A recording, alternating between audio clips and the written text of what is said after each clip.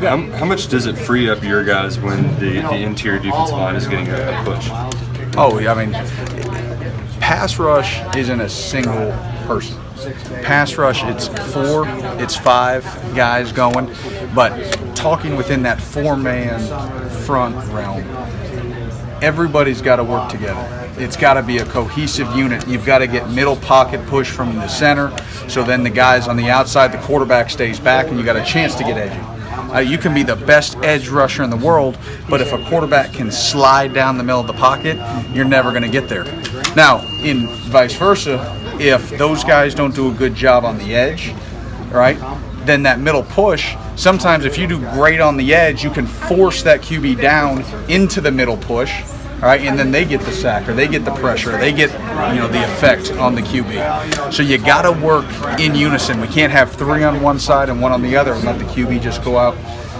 So it's all about unison, and I think what we've got is we're starting to gel a little bit. It's still early. We're still trying to figure out who are those best 4 on third down to go hunt, but we're starting to get an idea. We got to look at the DeAndre Square in spring. Is he seeing your guys? DeAndre Square is not his coach house. What you see? He's really an impressive young man. To be a freshman, to understand and comprehend as fast as he does. Coach House does an unbelievable job teaching him. And he's a sponge. He absorbs everything Coach tells him, and then he plays fast. He doesn't overthink. He's instinctive. He's not afraid to strike. He's what you're looking for in a football player. Now, by no means is he a finished product, but the upside is definitely there for him. There seems to be some excitement just in there. I don't know why I got it, but Oates, Chris Oates. That's another one that, being a young kid, only being in just finishing up his 6th practice, as a true freshman. At least Square got spring. Oates is a 6th, but you can see the physical tools there, and you can see a guy that wants to learn, that wants to get better, that just wants to be a sponge and absorb, and I think that's where the excitement comes. Again, he's got plenty to learn, and there's a learning curve there, but both those young guys are exciting prospects for us in the future. Boogie had a good spring for you and built on his game. What's he done or shown you early in camp? You know what I think that Boog's done is he's really made a commitment to his body. He saw Josh put on that weight.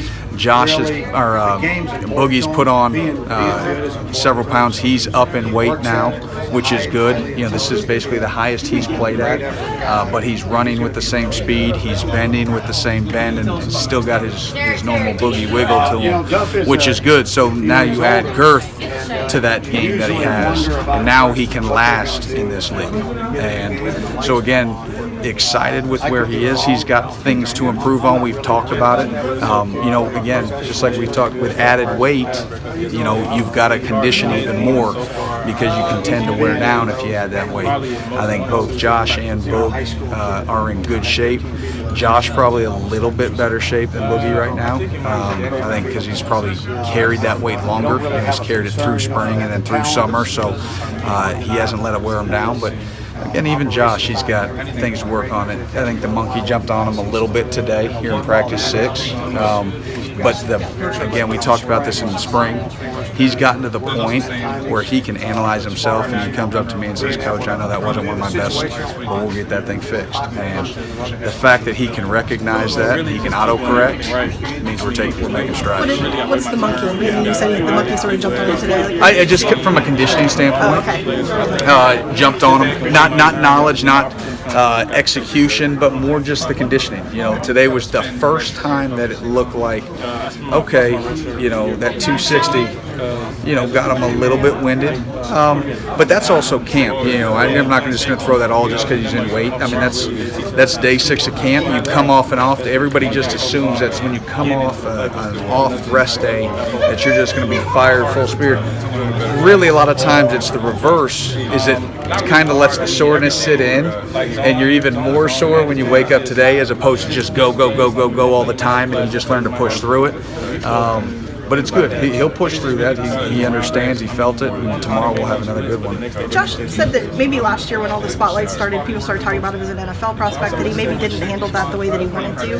Have you seen him? I know you weren't here last year, but have you seen a certain maturity that's sort of developed in him just in the short time you've been here? There is. You know what? That's one of those things I think that it's our job as coaches to help coach him through and make him aware of that.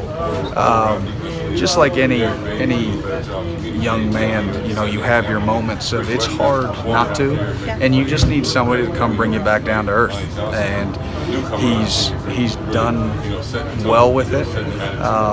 But there's, like anything else, there's still room for improvement, and we talk about that in terms of how we handle it, how we adjust. You're always in the spotlight. Every single thing you say, is going to be, examined and sliced and diced, and so you got to be really careful and really aware, and it's only going to intensify as it goes. And but I think the training that he's gone up to Indy for one of those NFL deals they did up there, and the NCAA deal, and all those, I think those have all helped, and he's handled himself well, and we need to continue that, because, like we said, the closer you get, and especially if he has a good start, it's all going to come back, and he's got to just continue to focus on the job at hand, and that's what we do. If we just work on it every day and focus on being good today, good tomorrow, everything else will take care of itself.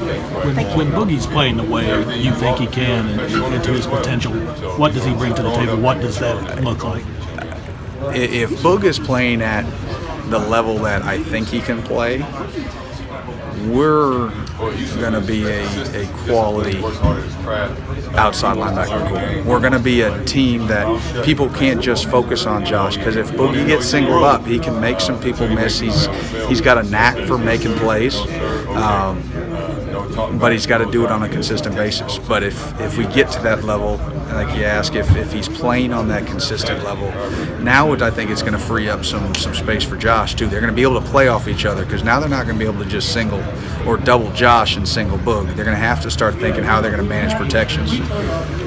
Sounds like you almost need those guys to function as there is no question. It would the most, how do I put it, underrated portion of pass rush is having a complement. Everybody thinks of one dynamic pass rusher, but the great pass rushing teams, no matter at what level, have at least two. Because if you only have one, teams can focus their protection and they can shut it down.